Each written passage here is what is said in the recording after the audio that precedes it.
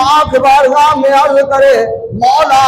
فلاں جگہ پر بیٹھ کر میری امت تیرے پاک بندے میں محمد کی ذات پر سلام اور درود پڑھ رہے ہیں، اللہ میں تیری بارگاہ میں محمد دعا کرتا ہوں جنہوں نے میں محمد پر سلامتی بھیجی ہے، سلام بھیجا ہے، درود بھیجا ہے، اللہ میں محمد تیری بارگاہ میں دعا کرتا ہوں کہ ان میرے امتیوں پر سلامتی بھی نازل فرما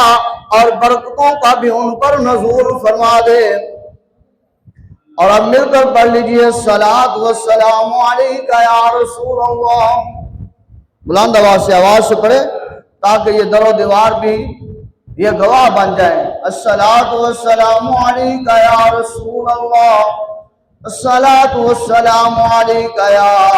حبیب اللہ وعلی آلک واصحابک یا سیدی یا نورا من نور اللہ۔ سامعین محترم، اللہ وحدہ لا شریک کا احسان ہے کہ جس مالک لم یزل نے ہم سب کو پیدا فرمایا ہے، اور اس کا احسان عظیم جس نے ہمیں اپنا محبوب نبی حضرت محمد رسول اللہ صلی اللہ علیہ وسلم عطا فرمایا ہے اور پھر ہمیں ان کا غلام بنایا ہے۔ اللہ اکبر، یہ یاد رکھ لیں اس کے اوپر ہی ناز بھی ہے کہ اللہ نے ہمیں اپنے محبوب محمد کا غلام بنایا ہے، اور اس کے اوپر اللہ کی پاک بارگاہ میں عاجزی و انکساری کے ساتھ رو رو کر دعائیں بھی ہیں کہ اللہ تیرا شکر ہے، صد شکر ہے کہ تو نے ہمیں ابو جہل کی لڑی سے نہیں بنایا، بلکہ تو نے ہمیں حضور علیہ السلام کے غلاموں کی نسل سے بنایا ہے۔ وہ سیدنا صدیق اکبر رضی اللہ تعالیٰ عنہ کی ذات ہو، سیدنا عمر بن خطاب رضی اللہ تعالیٰ عنہ کی ذات ہو، سیدنا حضرت عثمان ذی نورین رضی اللہ تعالیٰ عنہ کی ذات ہو، حضرت شیر خدا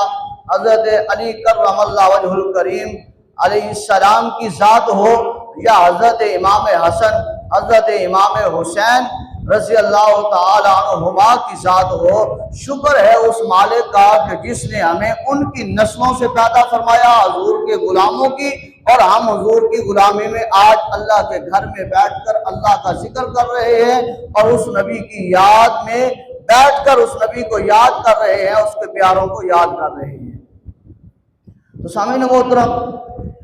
یہ اس مالک کا احسان ہے۔ اور حضور علیہ السلام نے فرمایا، اللہ تبارک و تعالی نے جو اس امت محمدیہ پر احسان فرمائے ہیں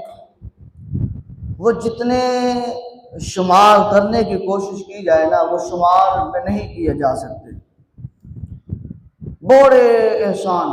اور یہ عطا کس وجہ سے ہوئے؟ کیا ہماری عبادت، ہماری ریاضت، ہمارا زہد و تقوی، ہمارے روزے رکھنا، قرآن پڑھنا، صدقہ و خیرات کرنا،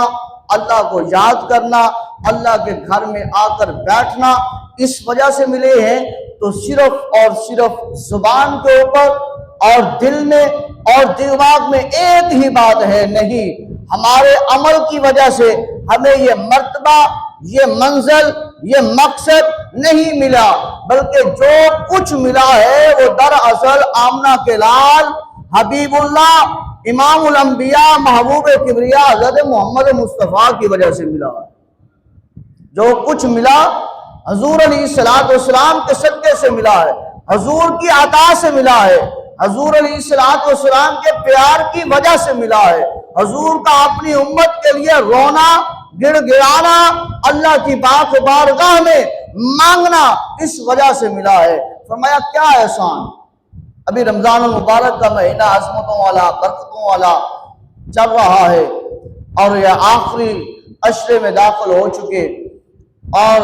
رمضان المبارک کی برکتیں اور فضیلتیں اور رحمتیں آپ سنتے بھی آئے ہیں، اور سنیں اور اپنے دلوں کو ٹھنڈک پہنچائیں۔ فرمایا اللہ تبارک و تعالی نے ایک فرشتہ پیدا فرمایا جس کا آدھا جسم تاریکی کا اور آدھا جسم جو ہے وہ نور کا ہے، یعنی کہ آدھا